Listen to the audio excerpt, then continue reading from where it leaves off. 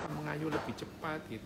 Kalau menyelesaikan masalah lebih cepat secara rasional, ya kita berlatih berpikir secara rasional gitu ya. Latihan itu. Latihan berpikir secara rasional itu latihan.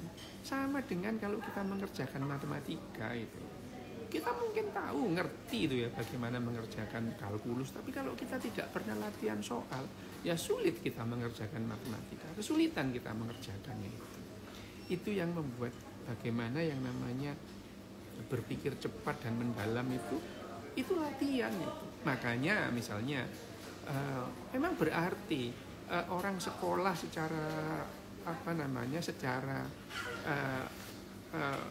pendidikan formal itu beda antara orang yang pada umumnya ya, itu memang ada orang yang nggak perlu sekolah pikirannya bagus itu ya ada, tapi pada umumnya orang yang misalnya lulusan S2, S3 itu akan sangat berbeda cara pikirnya itu dengan yang S1 gitu misalnya, pada umumnya lo ya, meskipun ada anak S1 yang berpikirnya jauh melebihi pikiran-pikiran orang yang pendidikan S3 setelah selesai ataupun postdoktoral itu ada anak-anak begitu. Hanya saja itu tidak pada umumnya, itu pengecualian ya. Dan ada juga orang yang sudah dilatih pun ya nggak bisa, emang nggak punya bakat itu ya. Itu jawabannya dari pertanyaannya Sirnatri gitu ya. Itu tadi 3 pertanyaan sudah. Ini saya jawab ini, Dok, mungkin nggak kalau hewan lain mengembangkan pengetahuan seperti manusia? Loh lah, kita ini dulu juga sama dengan yang lain, kita juga binatang gitu.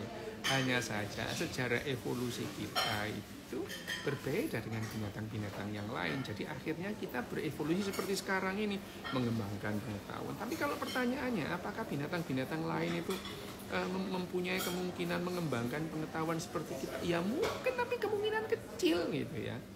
Mungkin enggak ya, misalkan di antara wedhus sekarang itu kira-kira terus kemudian 650 juta tahun lagi itu ada yang berevolusi mengenal ilmu pengetahuan seperti kita. Ya mungkin saja, tapi itu kemungkinan itu kecil gitu ya. Itu kemungkinannya kecil. Itu pertanyaan yang keempat. Nah, pertanyaan yang kelima, apakah harga nyawa setiap binatang itu sama itu? Loh ya, yang namanya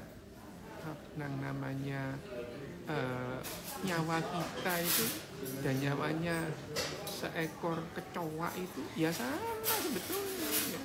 Ya cuman akhirnya manusia itu yang memberikan nilai. Dalam kehidupan ini nggak ada nilai gitu ya.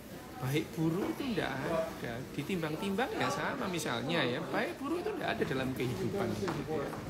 Misalnya yang sering saya pakai contoh itu, kalau ada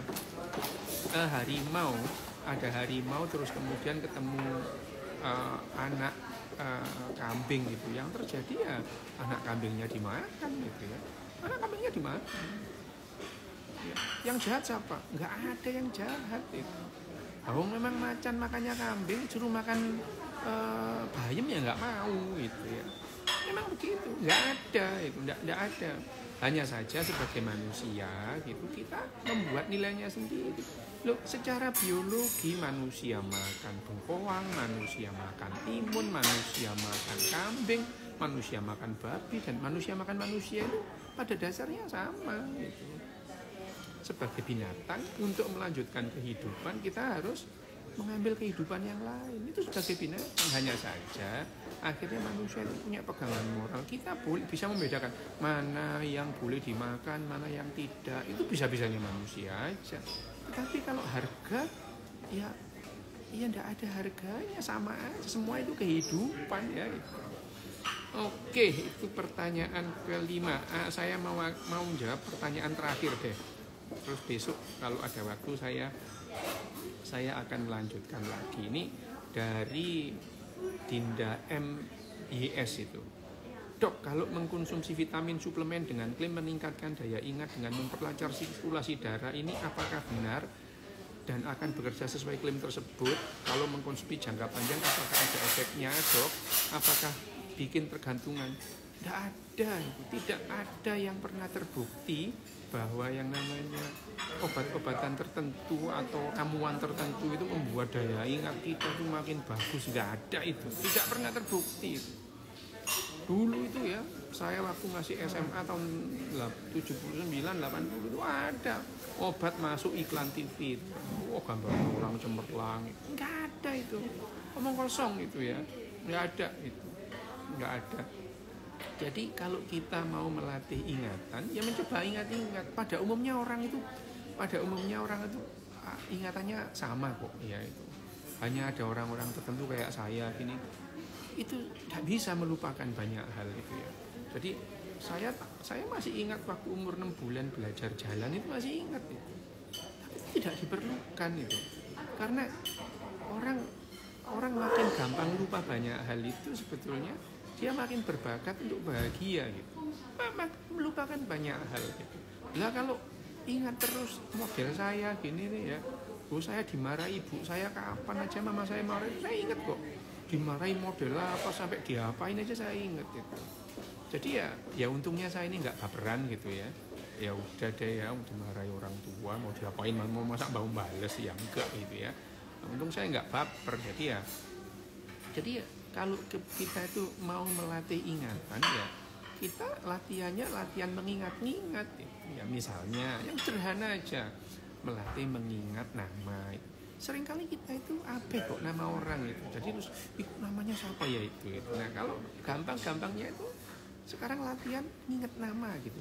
Begitu ketemu orang dilatih ingat nama, meskipun ya nggak penting-penting amat gitu, nggak penting amat itu. Orang itu ingat banyak hal itu nggak penting amat ya.